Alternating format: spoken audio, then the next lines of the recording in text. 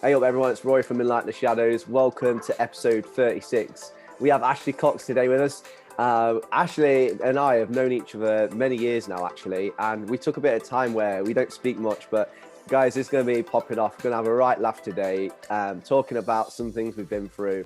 So just stay tuned with this. I know this is going to be one that I certainly going to enjoy. Probably have lots of laughs, reminiscing, but ultimately we're going to talk about mental health, self-discovery, things like this. Actually, he's traveling across the world, and we're quite honoured to have him making time for us, even though he's about 12 hours ahead of us in time. Just before we do speak to Ashley, guys, subscribe to this channel. We want to reach as many men as possible. We've got previous episodes. We're getting some high quality guests. We had Rory O'Connor, episode 35, who's just top international research for suicide. And we shared, guys, his book. So here it is, When It Is Darkest. So why people die by suicide and what we can actually do to prevent it. Some amazing stuff in this book that we broke down. One thing quickly just stands out to me. We had it up on the screen for you guys, and it's basically the factors of how you transition from feeling suicidal to actually having suicidal behavior. I think it's really good for us, no matter if we do or don't struggle with suicide. I think it's a massive thing to be aware of so we can support people better. But seriously, check that one out. It was full of pearls of wisdom from Rory. And then last week we had Dr. Robin Hadley. We talked about his journey in wanting to be a father, a bit of my journey as well, wanting to be a father for the last 4 years. So yeah, check them out after this episode because this one's going to be class. But Coxie, mate, I'm calling you Coxie because I've always done since we were youth. calling you Ashley is just dead weird, or Ash. So welcome to Enlighten the Shadows, my brother. How you doing? Can I call you Teresa? You call me Teresa. In fact, tell the viewers, I'm loving this. I feel so at home with you. I have guests that are like quite, you know what I mean? Like, you know of them. You don't know them, and you like look up to like that Rory O'Connor with the book and that, and you're like try and stay like. How am I supposed to live up to a guy who's written a book? And you're just like treat him like proper courtesy and stay professional with you. This is just going to be like dead chill, mate. But why do you? No, in fact, before the Teresa thing, we were dead weird. We used to call each other. We still do, don't we? The two counties in Norfolk and Suffolk. And I don't freaking have a clue why we did it. Oh my days! What was that from? It was like year 7 or year 8 or something. I don't know, but I was still the same size as I am now. Yeah, do you remember? In fact, guys, when we were in year 7, you were about a few inches taller than me. Remember? Yeah, I never grew, mate. It's just like, what happened? I was a leprechaun. Should have dressed you up as one. You don't need to dress me up. Look at me. I'm freaking loving this. More. I don't know. There you go. So why am I called Teresa? I mean, for the viewers, I'm trying to think. Truthfully, mate, I think it's because your last name's Green. Yeah. But I remember hearing a lad in school calling you Teresa Green, Chris Bampton, Bam. Yeah, it was Bam, wasn't it? Yeah. It was Bam, and I know that was all like the cool group, and then I heard them not calling you Teresa, and I'm like, yeah, how do I get into the cool group? I'm going to start calling him Teresa. And then Bam's like, it's got nothing to do with you, this joke, and I'm like, it has. But you tell me why they call you Teresa. I just tagged along, mate. It was actually when I was at playing at Forest as a kid with Adcock and Bam. I thought it was. It was Adcock's dad, Troy, because my last name's Green, as you said, because trees are green. So trees are green. Yeah, it's a bit of a dad, full on dad joke. That we were like, all right. So like literally though, on that level, when we used to go play in like Holland and that with Forest, you'd have the lads go, Teresa, like pass aside. And then like you'd have all the other opposition players like looking, because Teresa, even internationally, is absolutely just stop and then you run past them. It's like a full-on girl's name, and they're like looking like going, why is he called Teresa? That's why you scored so many goals. Yeah, not nothing. Because of your skills, because of everyone calling you Teresa. Nothing to do with being good or half good at football. Nothing. No, just or decoy. Like you saying boat. Yeah, it's good tactic, mate. Good tactic. Yeah. But yeah, I like it. It's been. Do you know what I love is reminiscing with you, because we've had so many memories. Like I think I remember in year 7, where the French teacher, Miss Bastide, who, for the record, was rather Oh my average days! looking. Just give me a minute. Miss Bastide. Anyway, yeah, carry on. Oh shoot! Yeah, she was yeah, Hot. she was nice. She was nice, and I just remember she just get absolutely freaking fuming at you. You and Colin. Not surprised. You and Colin constantly chatting, and she was not happy with you, not at all. Do you remember that song we used to have to sing at the start of class? Mm. On the day, my best, s'il vous plaît. Yeah, I want to know. Yeah. She made us clap and everything. Mate, it was based on the club, you know, the chocolate bar, the clubs. Remember that if you like a bar of I've not chocolate? seen them in years. Yeah. I do. Yeah. So it was that, but you sing that club song, but saying, isn't it something like, please may I take my blazer off? My blazer off. I don't know the rest of the song. Yeah. Unbelievable scenes. Why did she make us sing that? That is some narcissistic ego. I think that's quite isn't it? elitist. That I'm not feeling that. Imagine doing that in English. No. The kids today would sit there and go like, "Hey children, please come in today and sing 'May I Take My Coat Off.'" Like, what are you talking about? They literally like sit there and go, "Nah, make me." That's what kids today would say. Can you imagine the music teacher, Mr. Wilson, doing that? The bald-headed bloke. Mate, he was scary. He was my form tutor, but he was scary if you crossed him. I crossed him many a time, but I didn't play the flute like he wanted me to. Hey, I'm surprised you made it out alive. That guy was. When you crossed him, nah, time to run. But in school we always go on about football, weren't we? Do you remember we used to get the newspaper out, the green Lincolnshire newspaper, Midlinks paper. We used to like look at the goal scorer chart, because me and you, well, not being big, me and you were on the charts, weren't we? We used to like talk about. You used to talk about, was it Branton Broughton, and I was at Sleaford, and then Greenbank eventually. Yeah, good times, brother. And the Navenby massive. Yeah. Oh, do you know what? I never came to play for Navenby despite the peer pressure, but I used to come and watch you, didn't I, when I didn't play some weekends? We gave you some peer pressure, mate. And well done to you, actually. That's kind of a testament to yourself, actually, because like that was the club. Or in the end, all of the schoolmates went to in the end. It actually worked. You was like, no, I'm not going to do it. I'm not going to do it. And you did your own thing. And yeah, you still prevailed. You kind of prevailed better than we did, because we was in the bottom league and you was at the top, still banging the goals in. But you did. But to be fair to you guys, you did set up from nothing, and then you won the league that last year, didn't you? Was it like you? Yeah, I got sent off in the last ever game, so I never really got to see that happen. You, Alars, Christian, Footy, Darren Dunn. Yeah, you even got one of our players. Was it Scraps? The left back. Oh, I remember him. The ginger lad. He was He was a good player. He was good acquisition. He was quiet. Yeah, good player though. He was good. Yeah, no, he was good. I couldn't believe that. We was like, we've just got a green man player.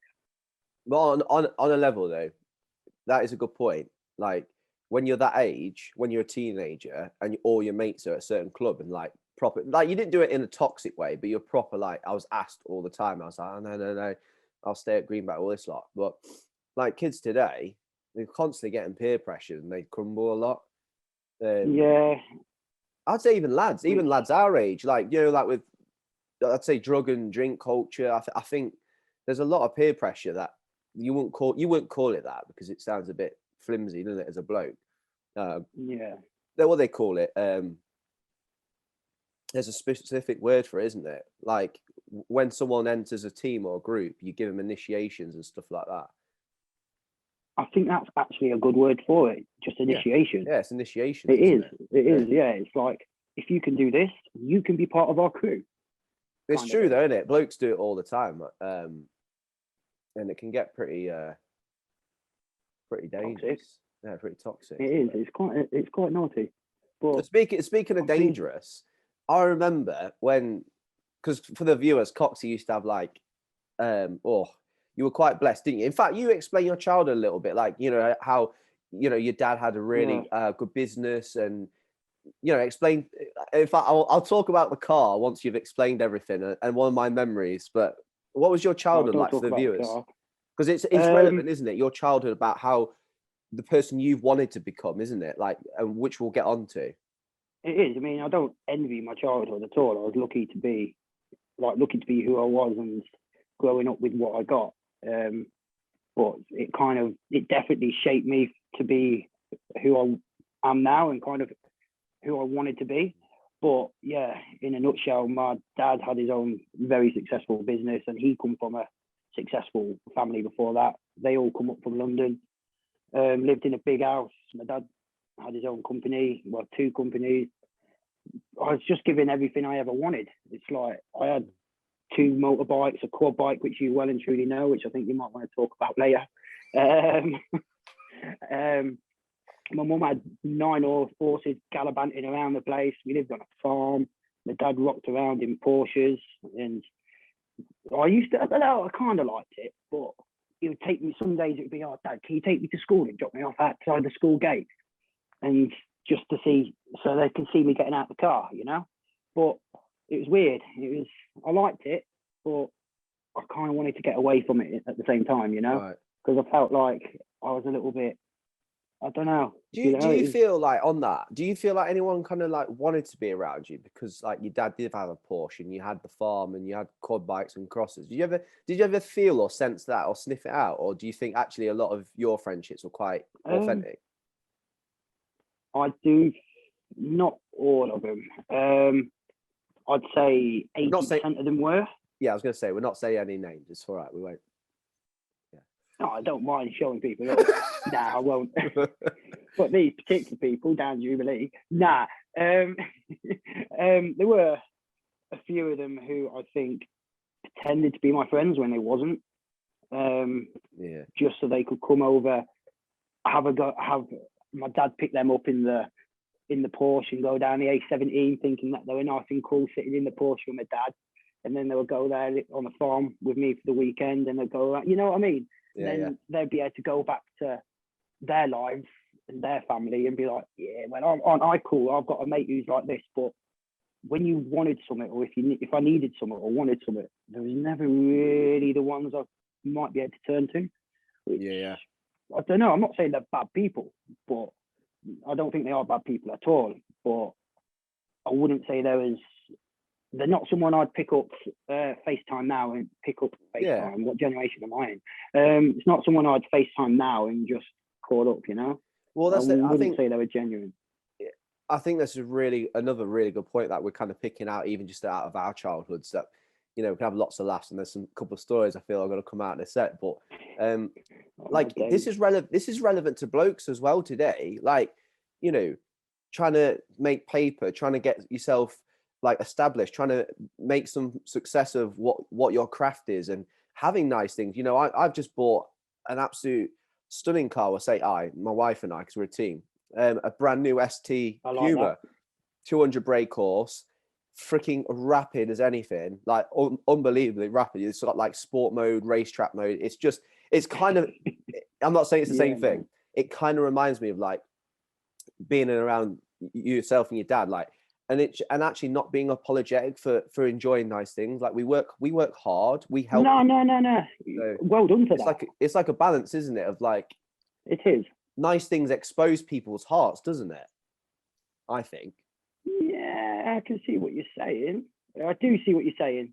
No, but I think there's a fine line between flaunting it and not flaunting it at the same time, if you know what I mean. Don't rub it in people's faces, which I think that's in like fairness to my dad. He never did that. He was always very humble. That's very true. Very, very humble. And he never pushed me down the same path of what was like socially accepted. He never was like, right, I want you to go and do this because this is what I did. It was like, you just do what makes you happy. And if it's I love that. Not following in the footsteps, then don't do that kind of thing. I love that.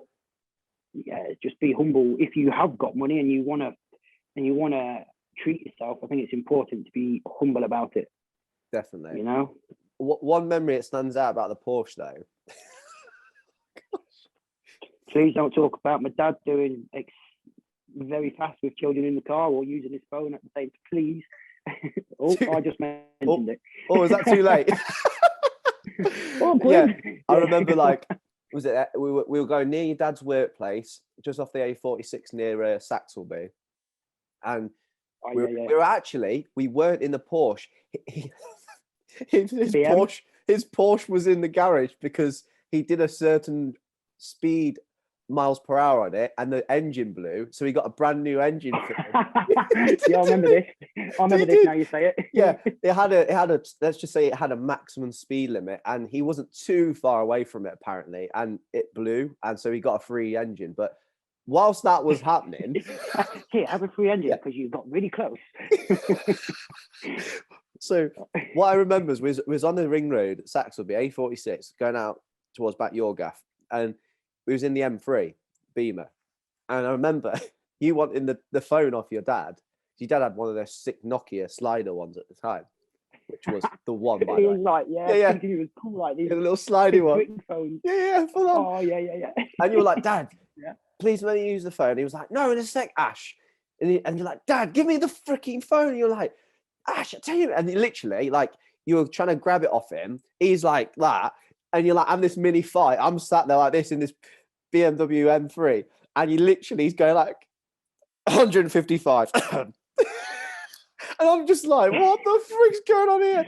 But yeah, unbelievable. If you ask Tom Rastel or Darren Dunn or something, they'll tell you very similar stories as well. Yeah. Oh, definitely. Unbelievable, mate. But you know what? But I wasn't. What's the word? I wasn't like ever terrified or felt my life was in danger. He's like myself. He's a good driver, no problems. But mate, that was. I could imagine you, mate, in your new car, Ali G in it, like looking at the driver next to you, being like revving it right up and being like, not going over 30. Yeah, speed right to 30, and like it's on red. Mate, it's got a perk. But no, mate, it's interesting, like, because when I was younger, I had a similar-ish childhood for the first 7 years, and then my dad left. I like went from quite wealthy to then like literally nothing. So I've seen both sides of it, and yeah, it is interesting, like how men handle wealth as well. Like, I think, you know, my dad, bless him, he had his successful businesses, he had nice things, he had the nice house, nice cars, and then he would probably admit as well, he's made certain choices that weren't great, and then he lost almost everything. I remember him telling me, you know, certain situations, and you just go, wow, like, it's quite humbling how you can rise to the top in what your perception of the top is, and then how you can graciously fall, you know, if you don't quite look after what you've got. How did you feel at the time when that happened for you personally? What, the transition from having a lot to like? Yeah. Oh, mate, it was it wasn't necessarily the materialistic things.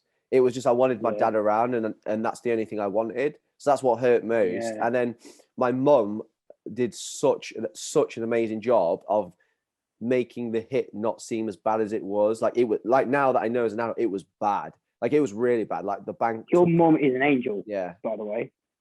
Yeah, she is, mate. The bank took our original home office. Like, that's how bad it got. Like, we had to go housing association. So basically made homeless. So, and I never felt that. I could sense something wasn't right and it was bad because we lost the house, but I never knew the detail, and my mum never showed that. It's like, I never had like a football season, or when my trainers were getting old, like, my mum always did her best to get me quality stuff, which again isn't everything, but you know, to a young lad, like, having a nice pair of football boots is a big deal, you know? So I didn't miss the overly materialistic things. I just wanted my dad around, but obviously I had to accept it just wasn't going to happen. It's weird. Like, we both kind of went down the same paths, but at different times. And like, what was it? It was a 2008 financial thing, the crisis then, when my dad lost the company, and then the marriage went two different ways. And it's like you say, you got all the materialistic things you grew up with, and then that all kind of went. But I just wanted my dad around and the family to be back together again. Like, all the business, it didn't matter anymore. But now I'm older, not not particularly the marriage part of it, but losing everything to me, I think that's the most important thing I've ever had in my life. Yeah. It's weird to say, but I'm so happy it happened. Like now, Right. it's the best thing which could have ever happened to me, because I went from I want this, the next day to be there, to now I've got to work for that. If you know what I mean.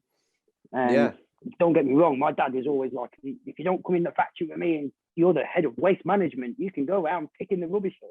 And if you don't do that for a week, you're not going to get that thing. If you don't get me wrong, I still went around doing that, but which that gave me a sense of needing to work for what I wanted.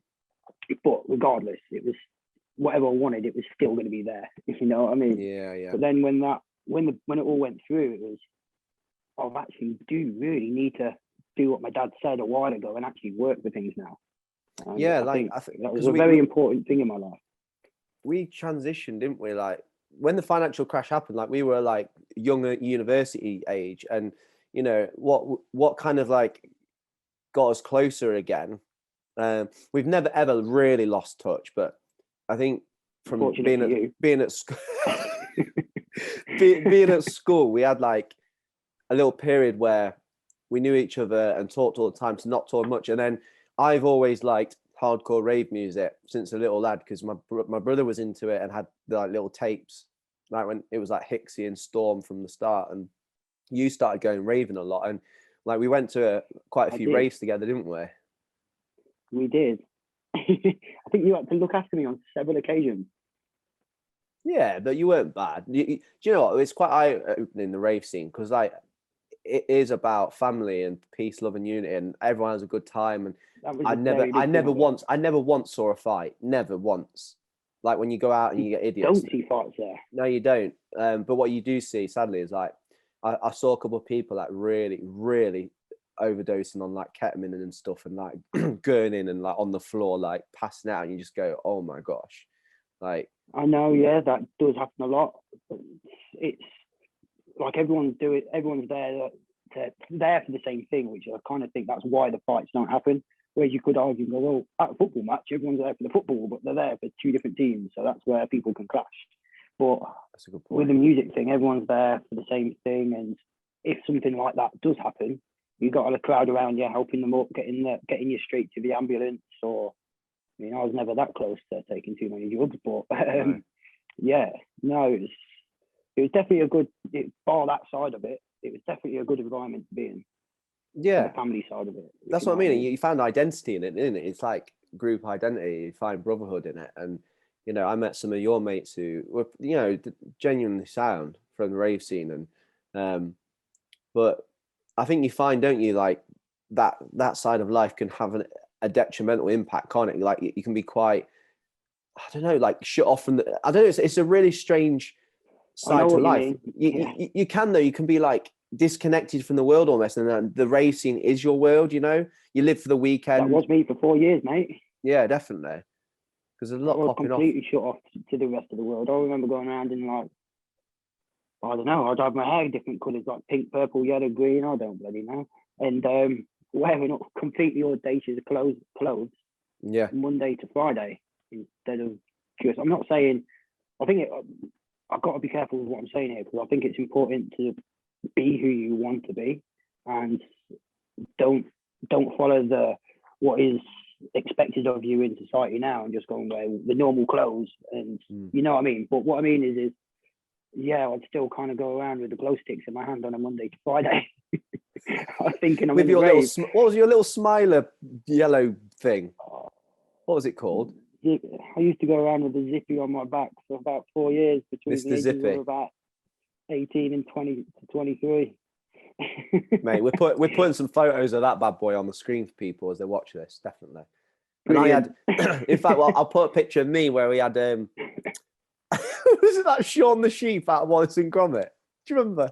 I do. I think we had a whole entire like little crew on our backs actually at one time. Yeah, it worked though. I'm a small guy, and I still had a few of them. everyone came to us though, didn't they? They was loving it. Right, it's marketing. You know, I've always been down that route. If I want to make friends, I'll put a stupid little bear on my back and run around with it. It worked though, didn't you? Please. Didn't you set up what was that? It reminded me of like Bebo and MySpace, which for the viewers, if you're not old enough, that's like the old school foundation of how we got to Facebook in the end. But what was that? Bebo. What was Wow. that? Ravers tidy. CSI. That was it. Don'tstayin.com. Yeah. What is that? Talk to the viewers because this is your creative side coming out, and that's what I like about you as well. You got Don'tstayin.com. First and foremost, I didn't create that. But oh, I thought you did. No, I didn't. But Disclaimer. I set up. I'd love to take the gratification for that. No, I did not create. I didn't create that. But what I did is after raving for a couple of years, I didn't fall out of love for raving, but I kind of was like, I think I can make money in this. So I went and started my own flyer business, flyering. So where you'd stand at the end outside of a club when it finishes, and you'll give people flyers so they know that an event is on. Started doing that, and I was like, I don't want to stand outside in the cold, so I turned it into a digital thing. At 6 a.m. But being like them people you spoke about earlier. So yeah, no, I turned it into a digital thing on Don't Stay In, and what that is basically a website which is surrounded around the nightlife in England and Europe. Hence, don't stay in, go out. So yeah, I set up a DJ agency and musical artist agency. So they'd come to me, pay me, and I'd promote all their stuff, mainly using that. And then when did Facebook kind of hit the mainstream? Probably 2009, 10. Yeah, like about then, wasn't it? Around then. In them early days, there was a thing called FMBL. I can't tell you what it stands for. That's how clued up I am. But it was, you could create a interactive Facebook page, but basically kind of like MySpace, like how you'd create that with HTML. I created that, but for Facebook. And then, yeah, just kind of made a little business out of that for 4 years at the same, which funded all my raving, which was kind of good at the time. But yeah, that's where you kind of come along a few times, and I was like, hey, do you want to come to a free event? Because I've got some free tickets for you. There you go. But there you go. No, we had some good times, mate. Yeah, but if you want to give me the gratification of starting Don't Stay In, I do not mind, because they actually sold it to a company called, you probably heard of these, Mixmag. Yeah, Mixmag's massive. I used to buy Mixmag all the time. Yeah, so Mixmag, the DJ magazine, Mixmag actually bought that for a few million. No way, I never knew that. Yeah, I wouldn't be sitting in this little apartment, mate, if I was the owner of Don't Stay In and I sold it for a few million. So, yeah. But I actually went on Don't Stay In probably last week. Yeah. I typed it, it doesn't exist anymore, but I tried to get on there the other day. There's a website on the internet where it goes through all the dead web pages across the spectrum, and it kind of pulls them out. So I can tell you about that after this, but you can type it in on there and it finds old web pages which kind of don't exist anymore. Yeah. And yeah, I went on there the other day to go and find some old pictures and stuff. I didn't find any of myself, thankfully, or unthankfully, probably thankfully. Definitely thankfully, because then you won't be able to put so many up. But no, let's just say I wish it was mine. yeah, definitely, man. But this is why one of the main reasons I wanted to talk to you today and get you on. And I feel like, just for the viewers, like you've gone on a big like self-discovery journey. I think like you've gone to Australia now. I mean, how many years have you been out there? Well, it was only meant to be a holiday, mate, and I'm still here now, 7 years later.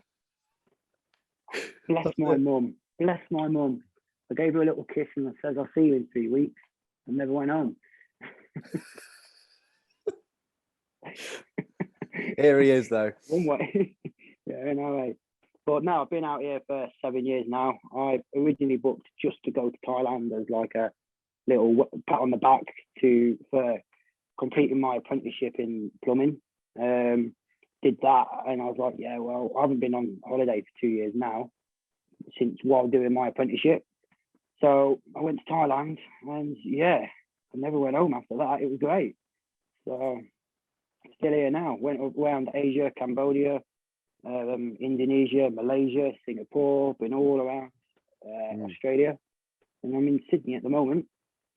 A bit more cold than where it is in England, which is a little bit weird. Yes, mate. That's mad. I'm freezing. It's freezing here at the minute. Yeah, it's your winter time. It's opposite side of the planet, isn't it? So June's your winter. It's our summer, isn't it? But on a level, like, so what have you found out about yourself? Because this is something I really wanted to camp on, like in this episode, is like that whole self-discovery thing. I think I'm on the same journey, and I think most people are on self-discovery, but that sometimes they're not actually aware that they're seeking for something, or they're looking to become a truest form of themselves through different avenues of life. So like what have you found out in the last 7 years about like yourself and about who you are as a person, and maybe things of the past and that? I'm not so much of a dickhead as what I thought I was, to be truthful.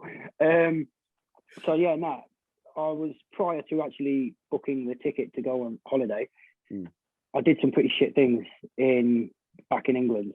I got with my best mate's girlfriend, which is probably the worst thing I've ever done in my life to anyone. I'll never forgive myself for that. I want to say I won't forgive her for that, but it takes two to tango, doesn't it? Yeah. So I did that, and then I got banned for life from playing in any FA affiliated football for doing something on a football field which I shouldn't have done as well. Just a string of little misdemeanors which I shouldn't really be doing. Yeah. And so I thought, right, let's just go to Thailand as a congratulations to myself for doing my apprenticeship, but at the same time, let's kind of not just do it as, let's just not go on holiday and party every day. Let's go out and actually see the world. And I want to go and, I don't know, I want to be careful how I say this, but I want to go and see what I wasn't when I was younger. I want to, like how I said, I was given what I wanted. Oh, Dad, I like that motorbike. Can I have it, please? Regardless to whether I went around in his factory picking up waste for the next week, I still knew I'd trying to get it. You know what I mean? Right. So when I was in Thailand, I knew that I wanted to go and like volunteer and help people. But when I was there, it was like, wow, this is an eye opener. This is crazy. Like I'm seeing kids living on the street, and like you'll be walking down like just anywhere in Thailand, and they'll see, oh look, there's a little leprechaun white guy. Can you give me some money, please? You know, and I'll be like, pot of gold. Wow. If I could have given him a pot of gold, mate, I would have done. Yeah. I would have given every single one of them a pot of gold. But no, it's just an eye opener, and it's what I really needed. I needed that, you know. Yeah. And Cambodia is, mate, if any of you have ever got the chance to go to Cambodia, that's the one country I've got to tell you to go to. If you want to discover yourself, get to Cambodia, because that country, it's the people are the most beautiful people in the world, but they've got nothing, man. They haven't got much at all. So I think like where I'm trying to go with it is, I went away to go and help people, to go and kind of help people to have what they're not going to have what I had, but give them a taste of what I had. You know what I mean? If that makes sense. Is that a can of Coke or? No. Aqua. Let's do the old Ronaldo trick, eh? It's gone. Hey kids, don't drink this. It's full of sugar and it's bad for you, and it rots your teeth. Drink water instead. But the shares are going down again. Since Ronaldo has thrown you off, if you want to sponsor me instead, I do not mind. The shares are going back down, brother. Oh shoot! Did you see that? It went down like 4 billion in a day or something. It was mad, wasn't it? It was mad. I know. I can't believe one guy can have such an effect on a market. It is that is insane, isn't it? 4 billion losses just from one guy doing something in 5 seconds on camera, just moving out. Tell you what, the geezer who owns Coke, he ain't inviting Ronaldo over for Christmas, is he? No. We'll definitely get a Christmas card. Pepsi might though. Oh, shoot. Oh, I love it. Funny. But yeah, you this is what I love about you. Like, you're quite open-minded, and you want to learn something from your experiences. And I feel like your heart has grown so much in the last 7 years to really just give and understand things as well. And I think that's why it ties in with what Enlighten is and how you've got involved with Enlighten. I mean, you're one of our admins on the Facebook group, and you just why you chose me to do that, I don't know. But yeah. no, you don't be hard on yourself. I just think it's really important for viewers to try and hook in on this, because a lot of people don't fully understand ill mental health when it's quite strong and severe, and when it goes that side. We've all got mental health, we've got good mental health, or sometimes we're struggling with it. But can you explain to the viewers how you kind of shared with me in the last 6 to 12 months your heart to want to understand it, and what's your thoughts with all this? Well, truthfully, mate, I'm still learning. There's a lot I don't understand. I've had close family members, very close family members, do some try to take their own life, basically. And I've always had I'd like to say, no, I don't like to say, sorry. I still do, in a way. Say, why would you do that? I don't understand why you want to take your life. We're here once. It depends what you believe in, but we're here. Let's just be happy and have a good life. But it's not as easy as that, as I'm now learning. And I think I've always had a preset in my head to, I get angry quick, but after my 5 minutes of being angry, I'm still happy. I'm always happy. I'm never not happy. I've got no reason to not be. Even if something bad happens, it's that's shit. Get over it. But I've got to respect that not everybody has that same outlook. And I've always kind of said, I've even said it to my close family members, how dare you do that? How dare you try to take your own life? But in the last 12 months, as you say, I've been on another road of rediscovery, trying to learn. I've got to take my blinkers off. I've got to stop being so narrow-minded. Wow. Because one of the two close family members, they stopped talking to me for nearly a year, and that hurt, because they, I won't say, was how dare you tell me that I can't take my own life? You don't know what I'm going through. Just because you have a preset in your head to always be happy doesn't mean everyone else has got to. So why don't you get your head out of your arse and try and understand other people before you start preaching to them? How dare you take your life, if you know what I mean? So no, dude, that's massive. There's still so much I'm still trying to learn, man. I don't know it all, but I need to understand more about it, which I am. I'm learning more now. Which I think is very important.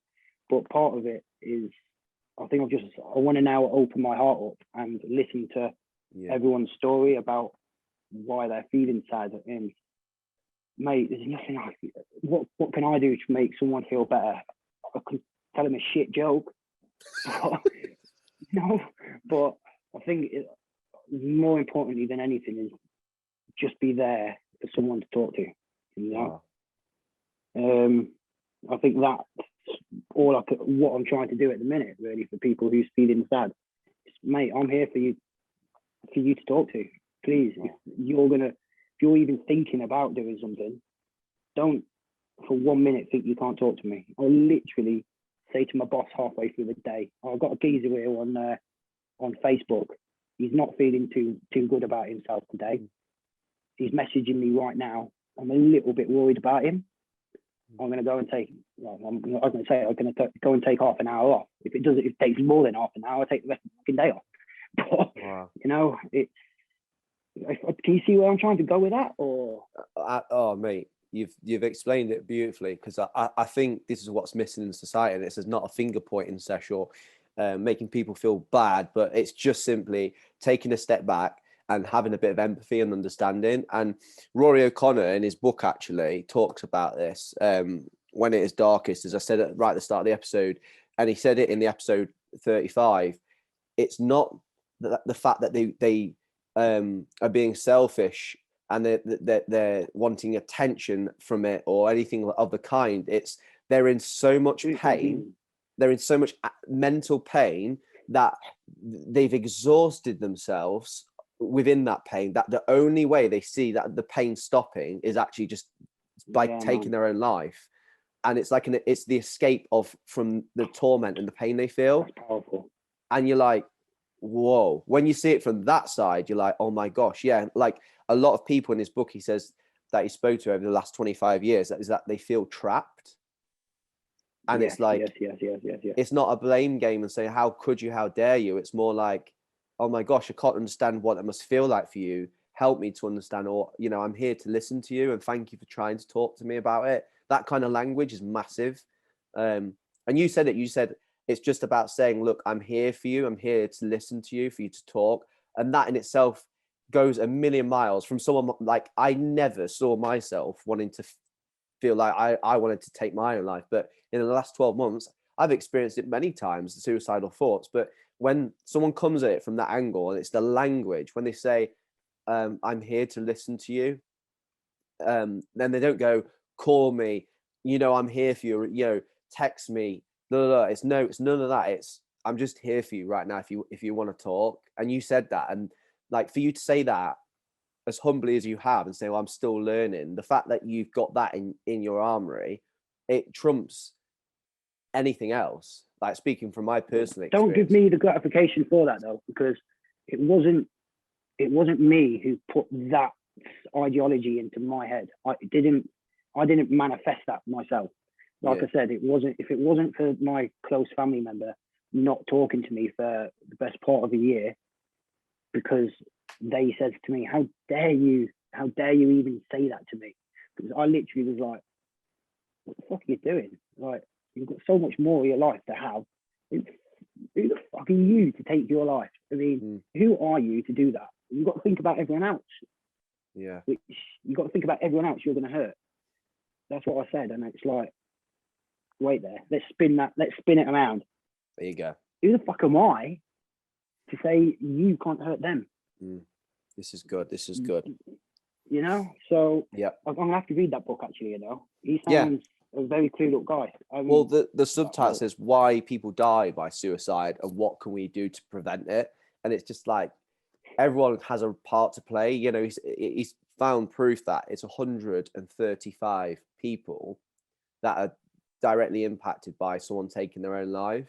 Like, different proportions, obviously. Like, you'll have your spouse maybe over a distant friend, but it's 135 people, you know, and you think 800,000 die a year from suicide in the world. That's one every 12. Is it one every 12 seconds or 40 seconds, I believe? 12, 40, it's too much, man. Yeah, every 40 seconds happens in the world. And you're like, the fact is, it's 100% preventable, isn't it? Like, of course, well, yeah, of course it is. And that's just where it comes from, isn't it? Like, I think this is what I like about what you're doing, man. Like, yeah, with the website, which I'm doing for you at the minute, it's the opening thing is, it says on there, a place for blokes to be heard. Wow. And I think it's, well, don't say wow to me, you made it up. Yeah. No, I'm reminded. But yeah, so wow to yourself. Yeah. But can you hear that? It started absolute bucketing it down. Can you hear that? It's like you've never been away from home, mate. No, mate, it's proper smashing it down. But no, it's which episode was this, Rory? So we're 36. Rory's episode 34. 2 episodes ago. I'll put it on the screen for people as we're talking and that. It's just here. There you go. There you go. See, that's it. Go on, son. You know now. Subscribe as well. Yeah, go on. Go on, put it on there. Like the video. So you already know, mate. Sign you up. Sponsored by Cola. But but even in Australia, like what we could do is in this self-discovery is like we could set up a community in Australia for sure as we grow, because we will grow, because mental health is always going to be around. Suicide isn't going to be 0. 100%. And we just want to reach. I can only see what you're doing growing, you know. Yeah. Well, we want to grow because there's so many people out there in the world that don't know about Enlighten. They don't have a clue who we are, what we do. And if they did, well, they'll feel part of that family, like we talk with the Hardcore Raven, like we talk about self-discovery, all these principles that are so important to maintain a blessed and healthy life. And it's what we all desire it.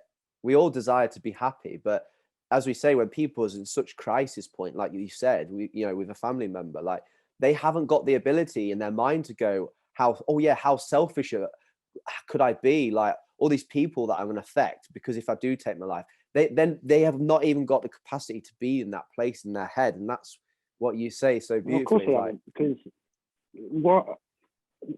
why are you going to think about other people when you're that down and out anyway? You know, like, I think, fair enough, don't mean to be rude, but fuck the other 135 people. At the minute, the most important thing is to get the primary person happy, you know? So 135 people, let's all go down to them and make them happy. I make it sound so simple, and it's not that simple. This is where I'm still trying to learn. And this is where, well, you're teaching me, to be honest. And Rory O'Connell? Rory O'Connor, yeah. O'Connor. This is where I think he can teach me as well. Yeah. He's a great guy. And I said to him, look, with him being a researcher, I said, if you need anything from us, like we have lots of individual men that matter the world to us and we support. But if you can bring something to the table that you need from us that helps you create more data and more information, more, just creating anything that's going to help men in the long run, help governmental levels, because at the end of the day, it's the research. When you want real change, he said something powerful. He said, it's not that people are broken or people who are trying to help the people and support are broken. He says the system that's broken. So that the way the government aligns itself with mental health support, he was like, the whole system's broke. And so, even by us doing this, even me and you connecting like this today on this episode, people watching it, even, you got resources like this that explain all different mental health conditions, the first aid course, that's our heart. We want to support and get this across to as many people. So actually everyone's their brother's keeper. Everyone's looking out for one of them. So we don't need Rory O'Connor to be here, there, and everywhere. It's like, no, we've got Ashley Cox in Sydney, Australia, who would claim to just be a normal guy, but has got, the heart and the head knowledge to help people. Definitely. Well, I'll tell you what I heard. It was only last night, actually. An ex-girlfriend of mine, she's cool, man. I actually get on with every one of my girlfriends I've ever been out with, apart from one. Make it sound like I've been out with loads, don't I? But she says, she was talking to me. Oh, don't be like that. I wish. I haven't had a girlfriend in years, man. She was like, you've matured so much since you've been away. And I was like, how do you know you're not here? But that's a good point. It's like, only if you could see me now. But actually, if you'll watch this video, you'll realise I haven't. But no, it's part of the discovery thing is, I won't mention his name because it's just not my place to do so. But there was a lad in our classes, you'll know who he was, but I remember he had, mate, it's fucking so sad. It's disgusting that you wasn't actually part of it. But he had a report card, but you'd get a report card for being naughty or a report card for not attending school or not doing your homework or something. So, yeah, done my homework, can you sign it? And I can go and show the head of year to show them that I've actually done my homework this week. Oh, yeah. Have a pat on your back. You've done something good for once. Hey, this poor lad was on a report card. Mate, it's fucking so sad. So he'd go to the teacher at the end of the class, sign it, saying, "Oh, this person's bullied me this lesson. This person's bullied me this lesson," and the teacher would sign it and say, "Yes, I witnessed the bullying happen. Here, the names are true. I witnessed this happen." Then they take it to the. Imagine being in a place where you're writing down people's names who's bullying you every lesson. Yeah. I remember. I am a bit disgusted to mention it, but it is what it is. I'm here to be honest, and it's part of the discovery track I'm on, really. Yeah. I remember taking his report. You was there, mate. You was in the same art class as me. I remember taking his report card, stealing it off him because I saw it, and I was like, "Hey, has everyone seen this?" He's writing down all our fucking names. Your name's on here. Your name's on here. Your name, actually, Rory, wasn't, because you was a good lad in school. And he was. And I was like, "Hey, can you see this?" Mate, I belittled that lad so bad. Mate, he was in tears. Saw the same lad about 6 years later. I saw him in a bar, and I was like, "Mate, I was a dick to you in school. I was an absolute idiot. Can I buy you a drink?" He said, "No." Fuck off. I don't blame him for doing that, but I think it's like this whole thing, like, who are we to go and do that to someone, you know? I think we've got to educate I've got to educate people to not be me. Do you know what I mean? Not be me when I was younger. I think that's another thing which we need to reach out with this group, is bullying as well as a factor. Like, bullying is a big thing for people, you know? It is in the workplace with blokes. If it's a male dominated, like construction, stuff like that, it happens all the time. Yeah. And actually the suicide rate in construction is more in the UK is more than any other industry. So you mentioned that about workplace bullying. I think there's something there that we need to get in there with UK construction companies, where we bring something quite hard hitting, but like light-hearted too, and engaging, where we get their attention and they enjoy it, but then they actually have that bit of conviction in their heart where they go, "Oh shoot, yeah, that's me, and what about him?" And you know, that kind of vibe where it kind of changes it, because no blokes open up the construction sites. Not a chance. So it's a good point. I've noticed that I've always worked in construction. I am not saying that you're done working in construction, because you're not. There's a lot of clever people in construction, but yeah, no, I haven't got the brains to be a banker. People watching this now is like, "This is quite a dumb lad Rory's talking to today." But no, I haven't got the brains to go and do a lot of other things. But so I've always been around the construction industry side of things. And it's not until my latest boss now, the one who gave me that, the one who bless you. Yeah.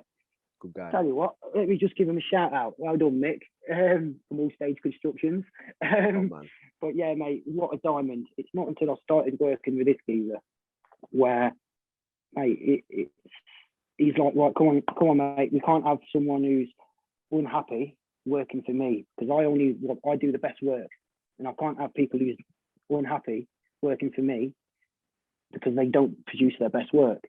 Mate, the other week I couldn't afford my rent, right? And it wasn't the fact I couldn't afford it, it was just because I hadn't been paid.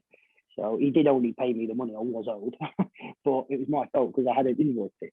But he was like, "Well, how much do you..." But mate, my tail was between my legs that day. Mate, you know, I've been having a go at you lately for being late on telephone calls and stuff. I'm militant. I hate being late. I hate keeping people waiting, or anything like that. I hate it. I'm like clockwork. Never been late for paying my rent. I was half a day not being able to pay it, or maybe one day over. Mate, it was tearing me apart. I couldn't pay rent on time. And he was like, "Why are you dragging your heels, mate?" Took me over to a side, put his arm around me. He said, "Look, I know this is just something so small. All it is a $500 or something. Here you go. Just take the money, don't pay the fucking rent. But just take the rent side away from it. If it's anything, like anything at all, not even including rent, I'm talking about anything which is making you unhappy, just fucking talk to me, mate. Talk to me and tell me, because we'll make everything better. Because you can't be the best you can be if you're unhappy." I love that. And I was like, I've worked in construction for 10 years, and it wasn't until this guy said it to me. What was this? When did I put that post on the Facebook group? Probably 4 months ago, 5 months ago, something like that. It wasn't until that day I was like, you don't need to be a big burly bloke. Well, to be fair, I'm a little leprechaun, but you don't need to put on this big persona in construction. You laughing at me, my Tam. You don't need to put on this persona in construction, or you shouldn't have to. But I think that's what the problem is because, oh yeah, you got to have tattoos or go work on the building site, mate. You know what I mean? You can't be down and out here, mate. We ain't got no time for that. Go and have a cry over there, you little baby. That's the problem which happens on too many building sites. Yeah. It wasn't until this guy the other day did that with me, and I was like, whoa, this is a bit of a break from the norm. It kind of took me it's class, that. a day or two to realise this is a fucking diamond of a guy, man. Go on, mate. So, yeah, I love that. And it's it's the new apprentice that gets nailed. The young new apprentice gets absolutely freaking terrorized. I got smashed. Yeah, I mean, you get absolutely terrorized by him. But yeah, it's drawing the line, isn't it? It's like that could be the theme of it. Where do you draw the line on banter? Where do you draw the line on initiating people in a healthy way? Because I actually think initiation and identity and stuff like that is, and like, I got a story for you on this. Tribalism. I think it's a healthy thing if it's done right. But go on then. What's your story? Yeah. No. You go on. No, I'm done. I'm curious. You're the guest. That's quick, mate. Yeah, I don't want to get you in the sack if you're done that quick. But yeah, no. Did he say that? I remember the initiation thing. I was actually a mature apprentice. I did it after the Raven thing. Yeah. But in hindsight, I'm still quite young. I was like 22, 23, something like that. I was just at the kind of towards the end of the Raven thing. And I was thinking, I can't be making money. I mean, I was making a bit of money in this Raven scene, getting free tickets to go around the country, which you benefited a couple of times from. And I'm getting a bit of money out of it as well. But, mate, I'm taking far too many drugs doing this shit. So I was like, see ya, can't be doing that forever. So I just hit it all on the head, didn't do drugs after that. So I was like, bye.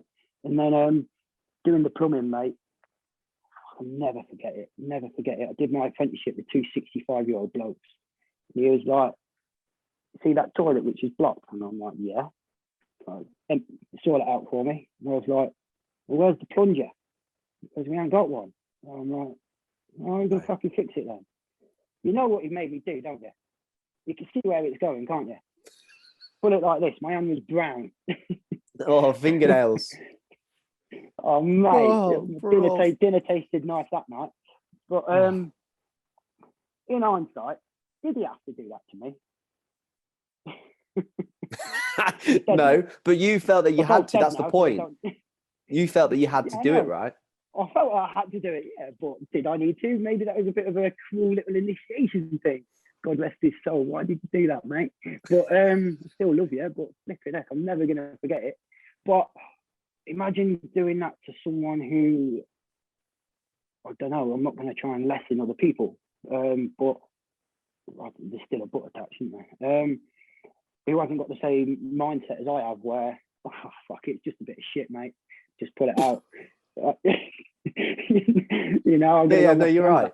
Well, someone's having a really bad few weeks. But this is it. If someone did that to me with my report card, I'm going to pull their legs out because I stood on the table showing everyone it. I'm going to pull their legs out, smash their head on the table, not physically, you know, just take my report card back and then I'd run off. You know, poor kid sits there crying. Not everyone's the same as me. That's why I probably had always this narrow-minded perception on suicide. So I think it's important to not just be narrow-minded all the time. Think about other people. Love that. You know, and I think like it's weird. I think the internet, with Facebook, I'm sitting here thousands of miles. I'm 17,000 kilometers away from you. Feels like you're right here sitting on my knee talking to me. It's brilliant, but it's keeping people in contact, and the amount of people who I'm now more so in contact with, asking them how they are every day, what's up. It costs nothing, bro.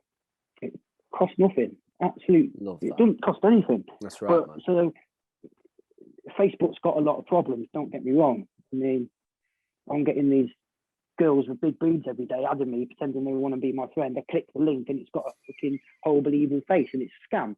But then you can use it to be powerful and just ask everyone every day. Yeah. How you doing?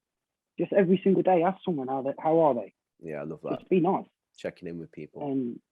But yeah, man. You mentioned that about suicide. Just before, we're going to land it, but before we close, like I want to ask you the Enlighten the Shadows question, which is, you know, have you got a short piece of advice for a guy who's maybe watching this right now and he just feels suicidal, wants to take his life? What can you say to them? A nice little short piece of advice.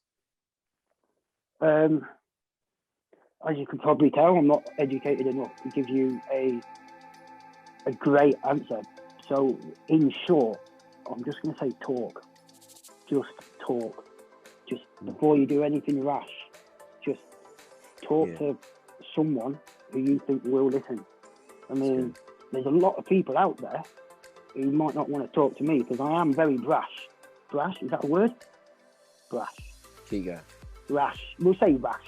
I'm very, so if you don't want to talk to someone like me, that's understandable. But there's always going to be someone who's going to listen to you. I promise you. I promise you, there's always going to be someone who's going to listen. And they'll listen to the extent where if you tell them how bad you're feeling, they will, if they know this, and the important thing is, they don't know this unless you tell them. So if they know just how down and out you're feeling, they will do something about it on your behalf, even if you don't want to do it. Yeah. So all I can say is, if you are feeling suicidal, just please just talk. Just talk. We're all here for you. We're all here for you. So love that, bro. Yeah. Oh, it's been class, man. I appreciate it. It's been sick. Well, guys, this has been episode 36 with Ash Coxey, my guy.